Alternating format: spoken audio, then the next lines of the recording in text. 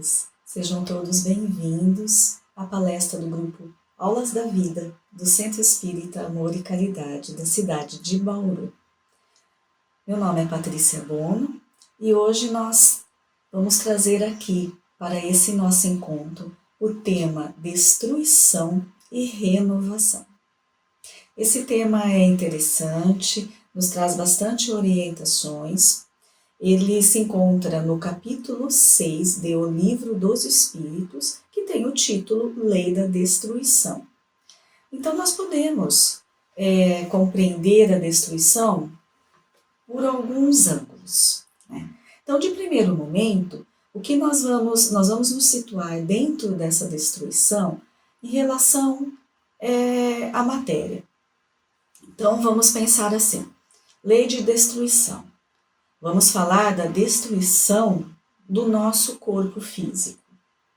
Então, nós sabemos que o nosso corpo físico, ele é um instrumento para que possamos vivenciar as experiências da encarnação, né? Ele serve para nós como esse instrumento perfeito, né, que Deus nos oferece para que possamos trabalhar com ele as nossas necessidades, né, dentro dessa nossa encarnação, dessa nossa programação, dessa nossa oportunidade.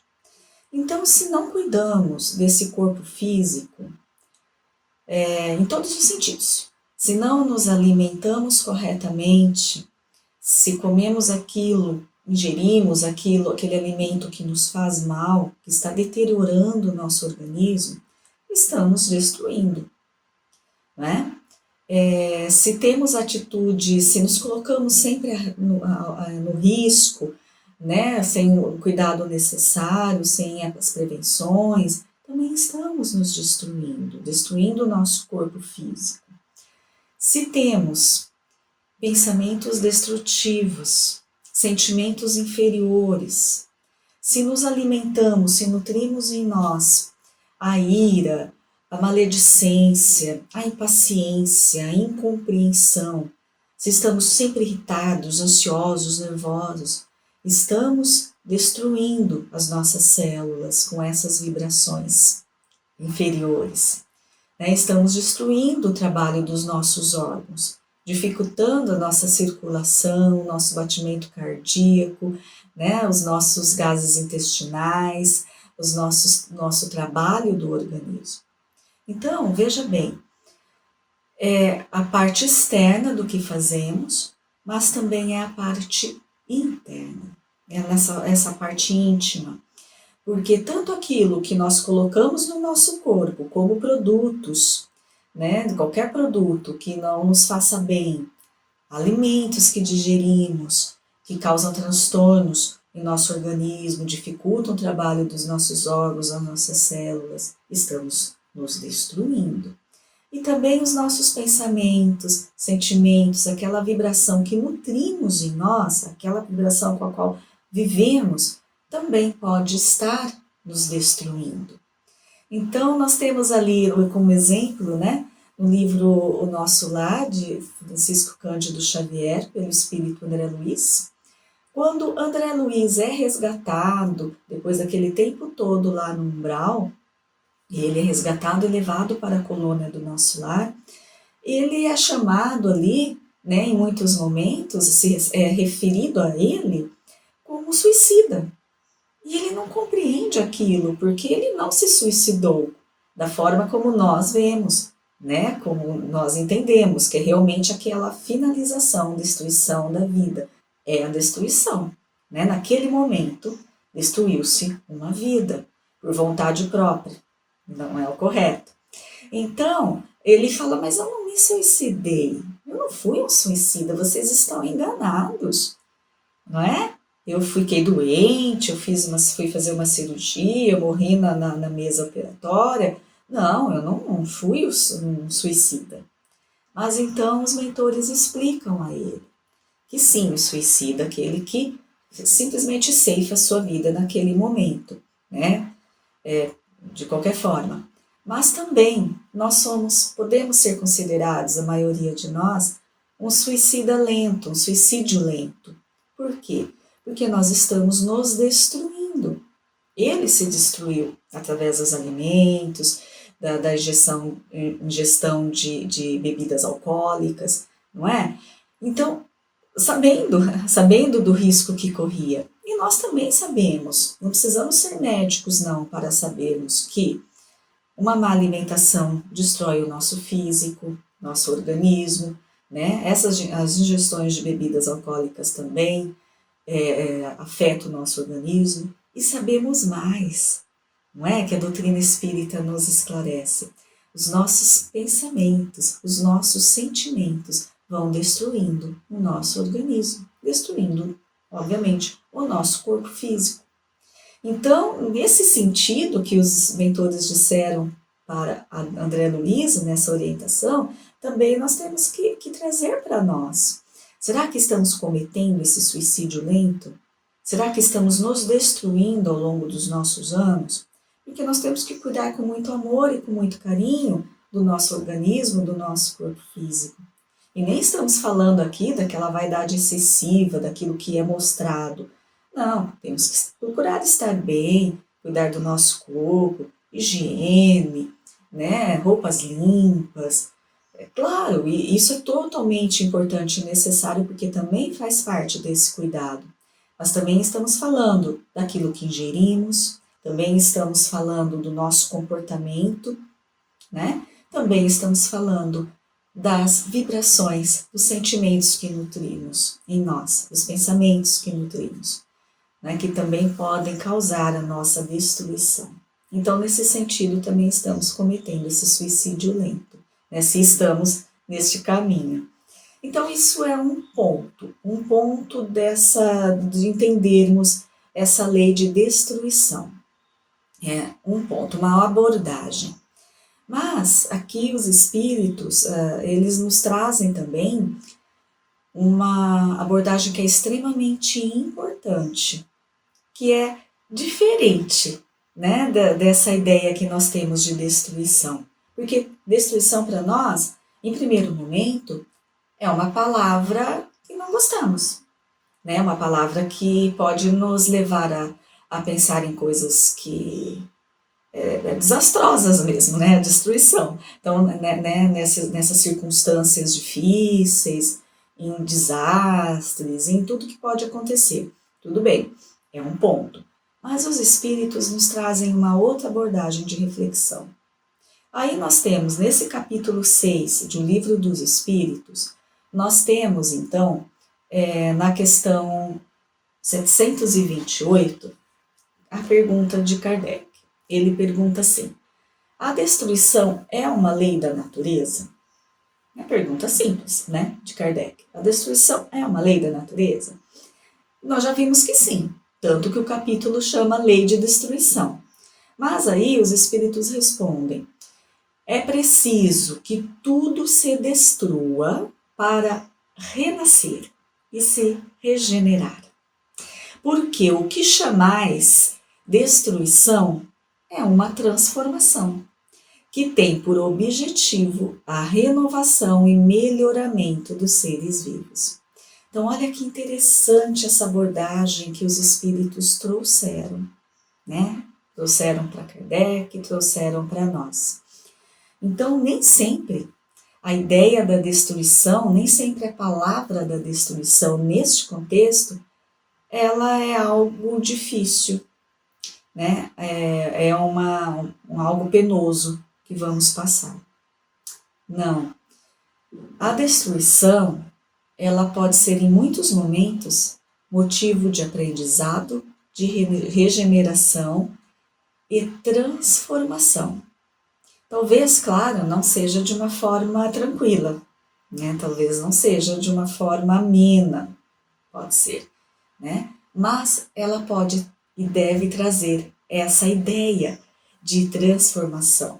Porque o que ele fala, os espíritos falam, o que chamais, né? Eles falam para Kardec, o que chamais de destruição é uma transformação. Porque tudo se renova, tudo se renova. Inclusive, aqui neste mesmo capítulo, numa questão mais à frente, Então, este capítulo é interessante, quem se interessar, buscar nesse capítulo todas as orientações. Então, aqui são várias questões que Kardec levanta, né, que Kardec pergunta, e com as respostas dos espíritos, e que nos elucida muito. Até em relação também à destruição ao nosso comportamento, em relação aos animais, em relação à natureza, tudo faz parte, né? Então, vou só seguir na outra questão, quando Kardec pergunta assim, a questão 737. Com que objetivo Deus atinge a humanidade por meio de flagelos destruidores? Nós vemos tanto aí, não é? Sempre na humanidade, tivemos as guerras e tudo mais, e tivemos também o flagelo, podemos, né, chamar o flagelo da Covid-19, né? É uma destruição? É uma destruição. Quantas vidas ceifadas, quantos sofrimentos, mas vamos também tentar compreender, né? Depois, mais para frente, ele também fala de guerras, mas vamos falar aqui desses flagelos destruidores. Então, a pergunta: com que objetivo Deus atinge a humanidade por meio de flagelos destruidores? Para fazê-la avançar mais depressa. Ainda segue a questão. Mas vamos entender então aqui um pouquinho, quando Kardec pergunta, Deus aflige a humanidade.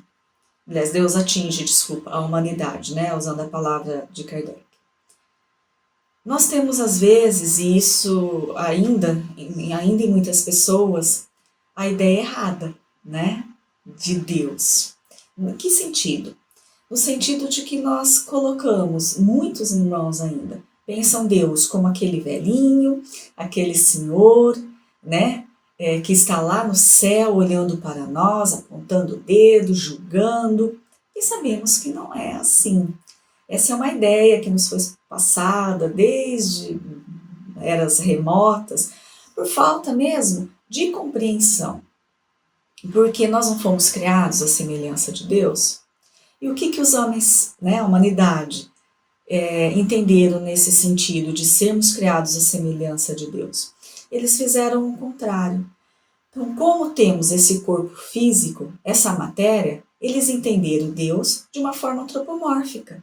Ou seja, colocaram um corpo em Deus, colocaram essa matéria em Deus. E se esquecendo de que nós não somos essa matéria. Nós estamos nessa matéria, nesse corpo, nesse formato, por necessidade, por estarmos aqui neste planeta, não é? Mas nós somos um espírito. Nós somos um espírito. Então, como também não entendemos a essência do espírito, que os próprios espíritos da codificação responderam a Kardec, podemos falar do espírito, uma centelha, uma energia, porque também não temos condições de compreender essa essência do que é o formado, o espírito. Mas nós somos espíritos. E se somos criados à imagem e semelhança de Deus, Deus é uma energia também. Deus é uma vibração. Também, se não conseguimos compreender a nossa essência espiritual, obviamente não compreendemos a essência de Deus. Não entendemos como podemos imaginar Deus. Não entendemos.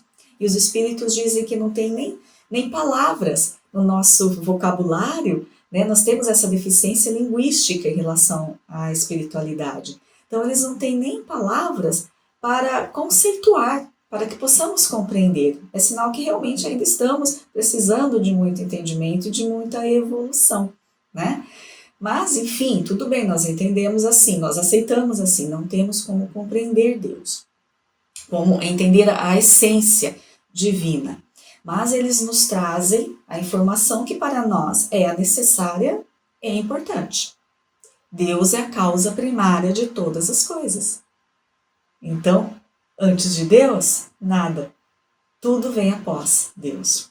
Não compreendemos esse momento, não compreendemos essa essência, né, divina. Não compreendemos, então vamos deixar para lá. Em algum momento da nossa evolução, nós vamos conseguir receber mais informações e compreendê-las. Mas para nós basta, porque é muita informação já. basta compreendermos que Deus é a causa primária de todas as coisas. E eles nos trazem também os atributos de Deus, que também é importante que a gente compreenda e assimile, né? Deus é onipotente, é onipresente, é verdadeira justiça, né? E assim vai. Então nós temos que compreender Deus desta maneira.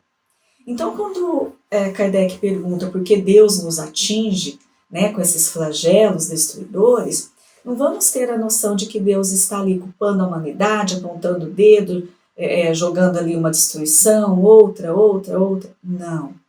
O que nós temos que compreender é Deus é a causa primária de todas as coisas. Então, existe para tudo, exatamente tudo, no universo, que conhecemos e aqueles que não conhecemos, né? Tudo, a lei universal, a lei de Deus, a lei que nos rege. E tudo que vemos aqui, que achamos que é apenas matéria, que achamos que apenas é criação do homem, descobrimento do homem, é lei divina. É lei divina. Que sim, existem aqueles que têm a missão de revelá-las para nós, né? Então, como foi Allan Kardec, né, que fez a codificação, os espíritos revelaram e ele fez a codificação para que tivéssemos acesso, tivéssemos esse conhecimento. Como são os gênios, as invenções e tudo mais, e todo o desenvolvimento da humanidade. Então, a lei de Deus, tudo está inserido na lei de Deus. A ciência, a química, a física, a biologia, a geologia, a psicologia, a filosofia, tudo que acontece no mundo não podemos distanciar da lei de Deus. Tudo está inserido nessa lei de Deus. Então, quando falamos lei de Deus, não estamos falando apenas de religião, porque muitos pensam, né? Não, eu não sou religioso, eu não tenho religião nenhuma, então, lei de Deus? Não, a lei de Deus é tudo. Lei de Deus é o nosso campo físico, é a nossa mente, é a nossa vibração, é o solo que pisamos, é o mar, são os animais, a natureza, o desenvolvimento, tudo está na lei de Deus. Então, quando Kardec faz essa pergunta, vamos analisar dessa maneira. Se tudo está já inserido, pronto para nós, dentro dessa lei universal, tudo acontece conosco e na humanidade, consequentemente, por conta do desvio dessa lei, né? Não da lei, da nossa conduta diante da lei de Deus, da lei universal. Então, e também existe o progresso. Então, nós vamos nos desviando e as coisas vão chegando até nós. A humanidade vai se desviando e as consequências vão chegando até nós. Mas, pela compaixão e tanto amor e justiça de Deus por nós, até aquilo que nos é como destruição, porque né? Aos nossos olhos, a destruição mesmo, no sentido literal da palavra, ela é para nós um ensejo de oportunidade de renovação, de transformação, de crescimento. Então, seguindo aqui na resposta dos espíritos, quando Kardec pergunta por que Deus nos atinge, né, com esses flagelos destruidores, aqui ele está falando de uma amplitude, não apenas de um ou de outro, ele está falando da humanidade, do mundo, como vemos, né? Então, eles respondem, para fazê-lo avançar mais depressa. Não vos dissemos que a destruição é necessária para a regeneração moral dos espíritos, que adquirem a cada nova existência um novo grau de perfeição? É preciso ver o fim para lhe apreciar os resultados. Não os julgais senão sob o vosso ponto de vista pessoal, e os chamais de flagelos por causa do prejuízo que vos ocasiona. Então, olha essa visão nossa restrita, curta, em relação só ao nosso mundinho, só a nossa essência, né? Só a nós mesmos, ou ali aquele pedacinho em que vivemos. Não analisamos o mundo como algo superior, como a humanidade inteira. Nós fazemos parte do mundo, nós fazemos parte da humanidade inteira. Então, nós não estamos sozinhos em nenhum sofrimento e nenhuma alegria. Tudo faz parte de um todo. E é isso que os espíritos estão tentando fazer com que Kardec entenda, né, e com que a gente também entenda. Então, aquilo que a gente chama de destruição é porque para nós foi danoso em algum momento, mas nós temos que trabalhar a nossa ideia em relação sempre a algo além de nós. Eles continuam ainda na resposta. Mas esses transtornos, né, que são os flagelos destruidores, são frequentemente necessários para fazer alcançar mais prontamente, mais rapidamente, uma ordem melhor das coisas, e em alguns anos, o que teria exigido muitos séculos. Então nós vemos a bondade de Deus em tudo, inclusive na destruição. Mas nós temos que aprender a enxergar desta maneira, né? A enxergarmos desta maneira. Então aqui nós temos nesse capítulo 6, todas essas questões que Kardec propõe aos espíritos sobre a lei da destruição, e que é muito importante, muito interessante, necessário mesmo que a gente compreenda, né, essa lei de destruição, para não termos ideias erradas, para não termos ideias como agora eu vou falar para vocês, como aconteceu lá em Corinto, né, na época de Paulo de Tarso, na igreja de Corinto. Então nós estamos falando aqui agora da segunda epístola de Coríntios. Então Paulo de Tarso diz assim: assim que, se alguém está em Cristo, nova criatura é, e as coisas velhas já passaram, eis que tudo se fez novo. Vamos entender então o sentido disso, mas vamos compreender o porquê dessa epístola de Paulo. Então sabemos que Paulo, em suas peregrinações, ele foi levando o Evangelho de Jesus e ele foi criando ali as comunidades cristãs, né? E ele sempre retornava, orientava, tinha sempre muitas dúvidas. Como ele não podia estar em todos os lugares ao mesmo tempo, ele então, por inspiração, né, de Jesus, o que ele começou a fazer? Ele começou então a escrever as epístolas, né?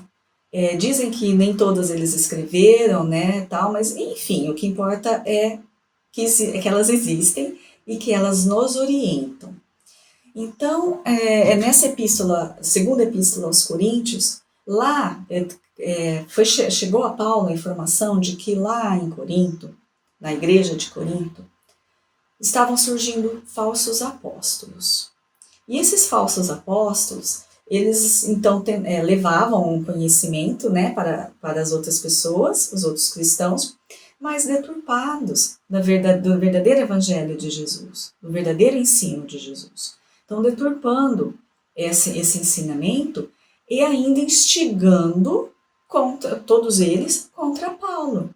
Não aceitarem as orientações de Paulo, não levarem em consideração, né, as ideias dele, aquilo que ele estava pregando. Então, ele estava ali causando, esses falsos apóstolos, uma discórdia muito grande. E Paulo ficou, obviamente, muito preocupado e escreveu essa epístola aos Coríntios. Mas por que desta discórdia? Qual foi o foco? Eles estavam levando essa doutrina diferente do Evangelho de Jesus, distorcendo, justamente por conta dos flagelos destruidores. Veja bem, nós temos sempre na nossa vida, pela condição que somos, de espíritos ainda inferiores, né, necessitando de muitos ajustes, muitas correções, né, de muito entendimento, nós temos os nossos flagelos, nós recebemos muitas coisas da vida que nós mesmos ocasionamos lá atrás, né? Então, nós temos a lei de causa e efeito. Então, esses flagelos podemos dar o nome, tristezas, decepções, traições, doenças, enfim, tudo que chega para nós de uma forma difícil, né? Todas essas circunstâncias são, entre aspas, destruidoras. Mas então eles estavam tentando pôr na mente daqueles cristãos uma diferença na ideia, no ensinamento de Jesus e na orientação de Paulo. Porque Jesus nos pede nos ensina, né? Jesus em toda a sua pregação e seus exemplos, ele foi exemplo vivo disso, ele nos ensina a resignação. Ele nos ensinou a paciência, a aceitação, não é? O não julgamento. Então, tudo que Jesus nos diz, eles estavam passando de uma forma diferente, por não compreenderem o porquê da vida, por não compreenderem o porquê dessas circunstâncias chegarem até nós e, entre aspas, nos destruírem, né? Por quê?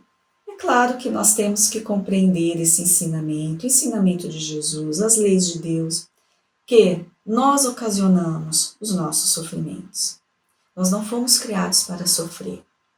Nós somos criados para chegarmos à nossa plenitude e sermos plenamente felizes. Mas até chegarmos nisso tudo, nós temos condições de escolha. E dentro dessas escolhas, muitas vezes nós nos desviamos da lei de Deus. Muitas vezes. Às vezes um desvio pequeno, né? Às vezes um desvio imenso. Mas tudo é desvio da lei de Deus, né? Quando realmente nos desviamos conforme as nossas atitudes e os nossos pensamentos e nossos sentimentos. É tudo englobado. Então, eles não estavam compreendendo o porquê disso e ali eles estavam colocando ideias diferentes, ideias que não eram boas.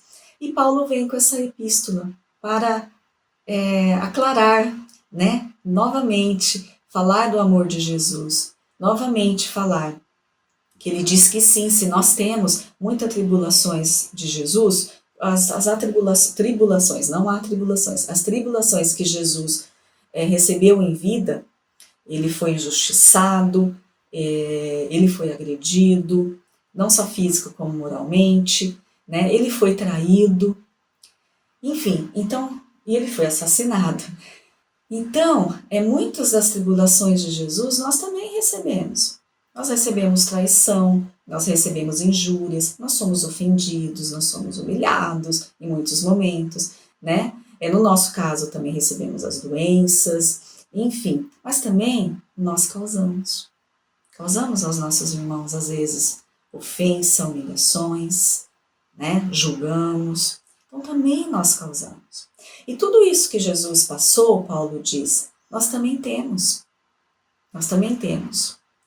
Mas, ao mesmo tempo que nós temos essas tribulações do Cristo, né, claro, salvaguardando as proporções, nós também temos a consolação do Cristo. Porque ele demonstra tudo aquilo, aquela atitude dentro de cada tribulação que passou. Então, Cristo nos consola. E ele tenta demonstrar isso, né, para aqueles cristãos de Corinto. E é isso que nós temos que compreender dentro dessa lei de destruição, no sentido de transformação, que os Espíritos nos dizem. Se compreendermos que nós somos os responsáveis por tudo na nossa vida, nós vamos receber de uma maneira diferente aquelas consequências destrutivas, nós vamos trabalhar em nós essas consequências destrutivas, vamos aprender com elas, vamos ali nos transformar, né, nos livrarmos de algo que precisamos para que elas não nos alcancem novamente, né, melhorar as nossas atitudes, as nossas compreensões, os nossos sentimentos, porque elas nos servem sim de uma alavanca para o nosso progresso. Assim como podemos analisar, assim como aquele que convive conosco, e que toda hora nos causa transtornos, né, nos causa dificuldades, nos tira a paciência, este irmão é uma alavanca para o nosso progresso. Se olharmos para ele com compaixão, se olharmos para ele com olhar amoroso, entendendo que é o nosso irmão, entendendo que também tem as suas dificuldades, entendendo às vezes que falta para ele alguma compreensão que talvez nós já temos, então que tenha que partir de nós uma atitude diferente em relação a esse nosso irmão. E isso não é nem aceitarmos a conduta que esteja errada, concordarmos ou seguirmos com eles, né, na conduta errada, não. Se a conduta, no nosso entendimento, É uma conduta errada, a gente não pode concordar e seguir, mas nós podemos lidar de várias maneiras diferentes em relação a esse irmão. E lidando dessa maneira diferente, nós estaremos então demonstrando a compreensão que estamos tendo da vida e do que ela nos traz e nos proporciona.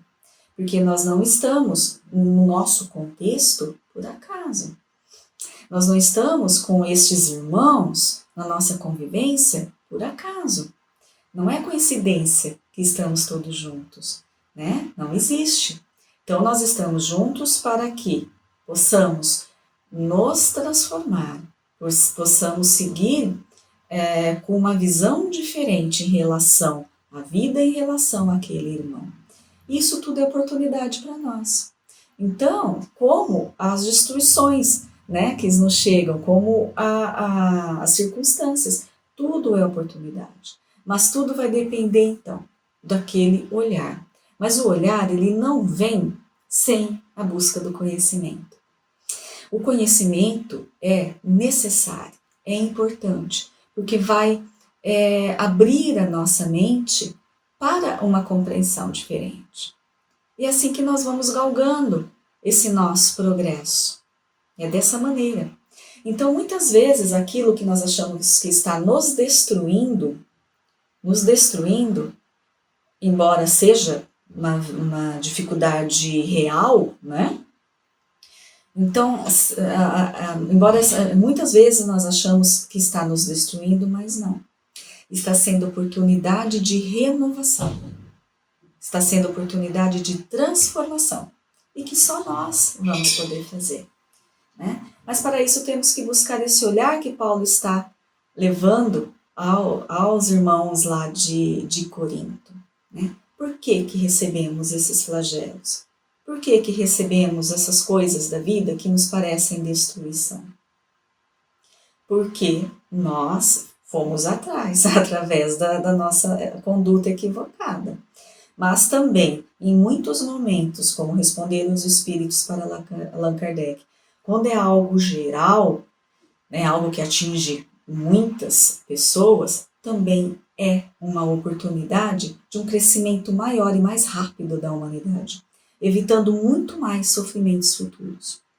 Então, nós temos que parar de nos colocarmos como vítimas. Né? Nós nos colocamos como vítimas em tudo, mas nós não somos vítimas. Não somos. Nós estamos aí trabalhando, atuando nas nossas encarnações, dentro da humanidade, e nós somos causadores de muitas coisas que, entre aspas, achamos que está nos destruindo. Então, nós não podemos não ficar nessa condição de vítima. E aí, seguindo a epístola, né, de Paulo, quando ele diz, vou ler novamente, que assim quem está em Cristo, né, nova criatura é. Por quê? Porque Cristo nos traz, além do exemplo, que é importantíssimo, ele nos traz o ensinamento. Então, se ele é o nosso guia, ele é o nosso modelo, ele é aquele a quem devemos seguir no nosso dia a dia, então nós temos que realmente refletir sobre a conduta de Jesus e tentarmos, dentro de todas as nossas limitações e dificuldades, seguirmos esse exemplo. Claro que não vamos atingir agora o sentimento do Cristo, né? a ideia do Cristo, mas nós sabemos qual é, e esse é o caminho, nós sabemos qual é. Então, que a gente comece a refletir dentro das nossas circunstâncias da vida, sobre aqueles que estão conosco, sobre aquilo que chamamos de dificuldades extremas, né? Vamos começar a refletir nesse nosso caminho e vamos receber de uma maneira diferente, porque Jesus já como ele nos consola, como disse Paulo, ele já nos esclarece e nos orienta de que se estivermos com ele, como Paulo diz, nova criatura seremos, né? Se estivermos com ele, o jugo será muito mais suave. O jugo será suave, né? E o nosso fardo será leve. Então, o jugo, né, para quem não sabe, Jugo é um artefato, é um instrumento, normalmente de madeira, que se coloca ali, né, no dorso, se coloca nas costas do boi para guiar o boi, né, vai guiando, né, na direção que o condutor ali quer, vai guiando o boi.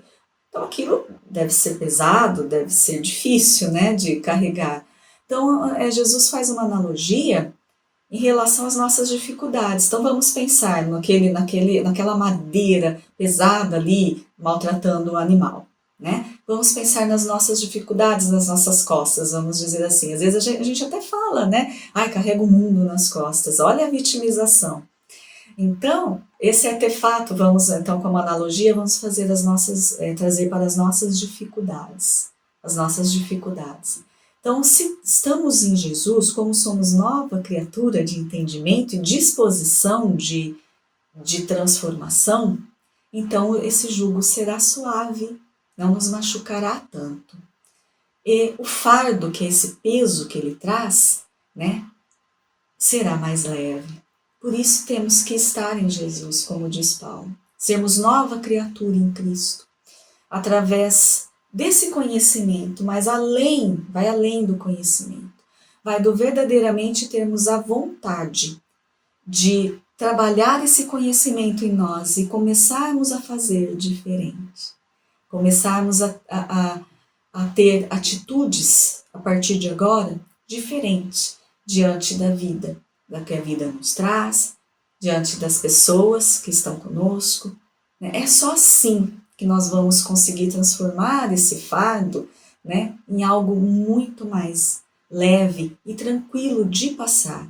E ir passando, nos trazendo muito conhecimento, nos trazendo muita transformação. Por isso Paulo nos diz, somos nova criatura, se estivermos em Cristo. As coisas velhas já passaram, eis que tudo se fez novo. Por quê? Porque a nossa visão da vida vai ser diferente. Então, tudo aquilo que para nós era algo tão difícil, era algo tão penoso, algo impossível, né, de enfrentarmos, ficará para nós tão leve, tão tranquilo, e nós vamos tirar de letra, né, vamos assim dizer, porque estamos com Cristo.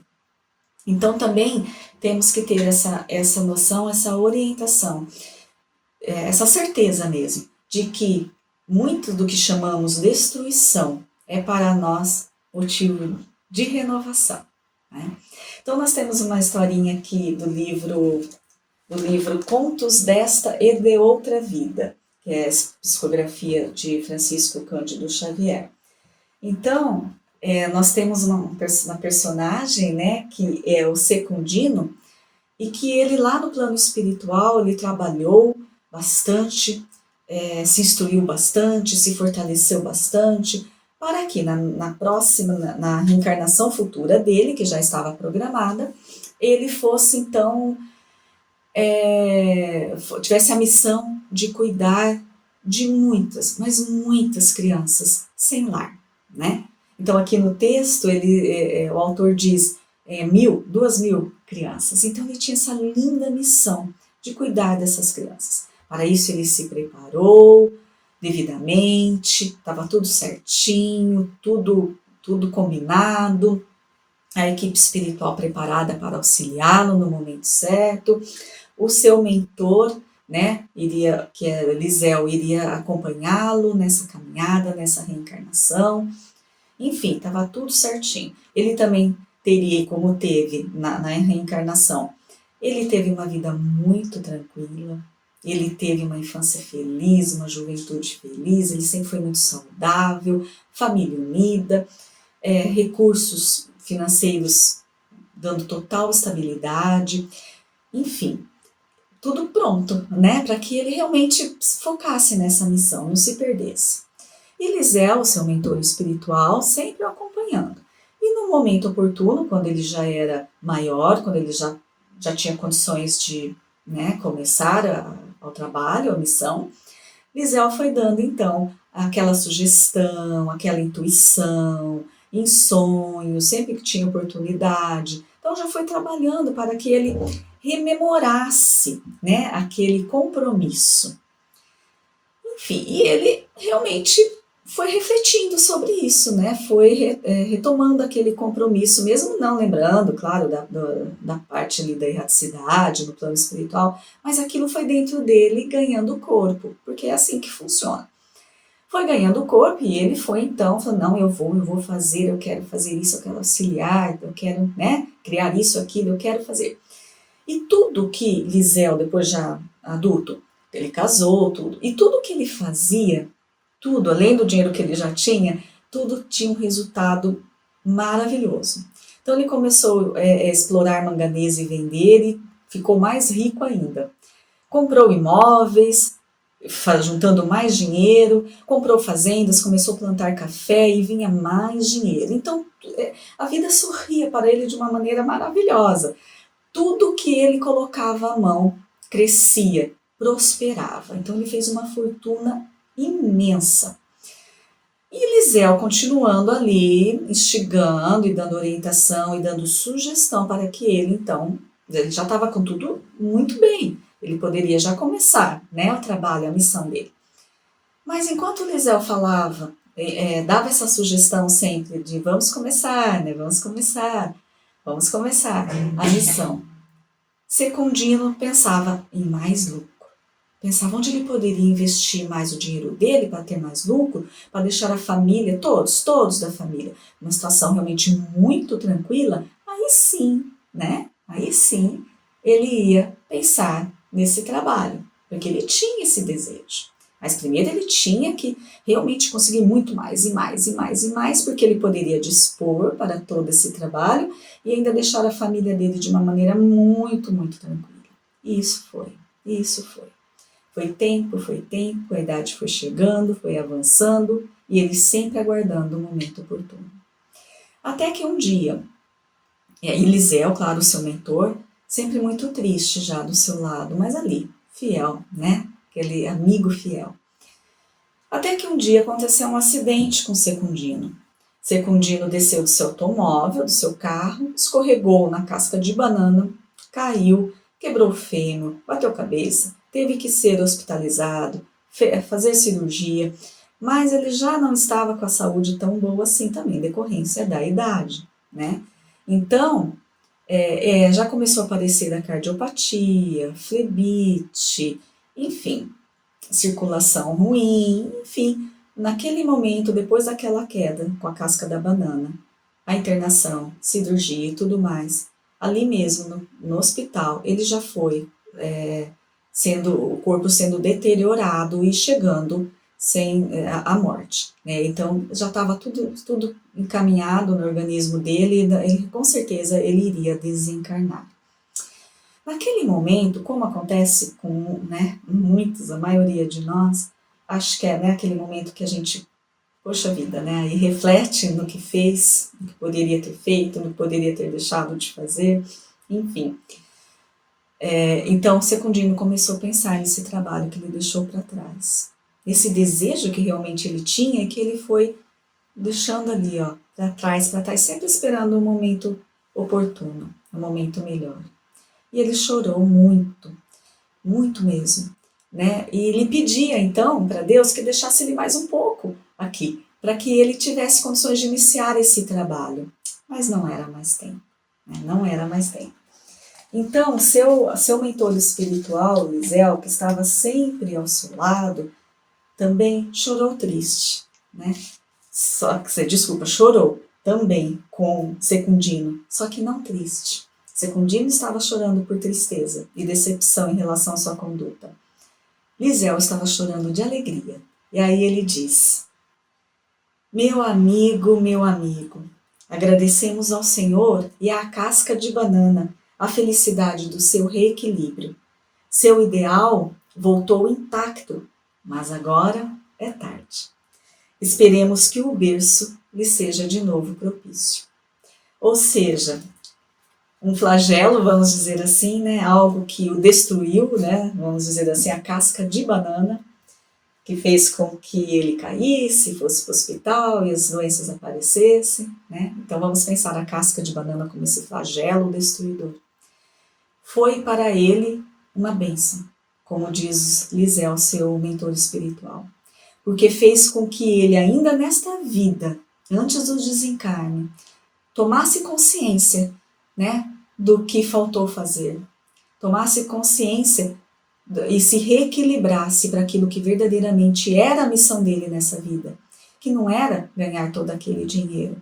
Ele foi facilitado naquilo tudo porque ele também tinha aquela missão, mas chegou um momento em que ele tinha que focar na missão e não mais no lucro, e não foi o que ele fez. Então, Lisel deixa claro para nós, né, que esse flagelo destruidor, que foi a casca de banana, foi a bênção daquele espírito. Porque agora ele iria realmente desencarnar, porque o tempo aqui não existia mais. Ele ia trabalhar tudo de novo na espiritualidade, mas agora reforçado com a missão da queda, com a missão não, reforçado com a queda que ele teve, né? E é o que Lisel esperava, então, que no futuro ele realmente cumprisse a sua missão. Mas aí também seria um outro capítulo, né? Vai depender do livre-arbítrio. Mas ele já estava fortalecido em sua queda. Então a casca de banana foi o seu flagelo destruidor. E quantas cascas de banana nós não pisamos, não é? Dentro na nossa vida e não nos damos conta da oportunidade que estamos tendo.